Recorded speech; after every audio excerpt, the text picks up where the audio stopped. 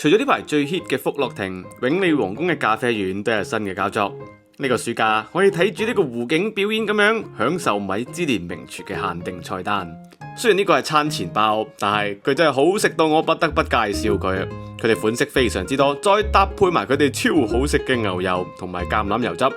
好食到我爭啲唔記得留個肚俾其他嘢添啊！主菜上嚟啦，首先就係呢個藍鰭吞拿魚塔塔，佢用肥美鮮嫩嘅地中海藍鰭吞拿魚製成嘅塔塔，再加埋吞拿魚醬，搭配埋呢個炙烤鴨之粥，入口非常之清爽。羅馬式黑胡椒芝士沙律，原本平時唔係好食沙律嘅我，都俾呢個沙律嘅搭配征服咗。特別係佢入邊嘅水牛奶藍芝士，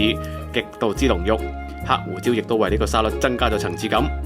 另一道一定要提嘅呢，就係呢個意式乳豬卷啦。佢外皮酥脆得嚟，入邊又柔軟多汁，最後再搭配埋呢個芥末子醬，微辣同埋酸香，提升咗成道菜嘅層次。仲有辣味青口海鮮湯、辣味豬肉醬長筒粉、生和牛膊切、西里紙包焗海鱸魚、亞馬菲檸檬雪芭、經典 Tiramisu， 太多菜我都講唔晒。大家有興趣嘅話，就自己暑假過嚟咖啡院品嘗一下啦。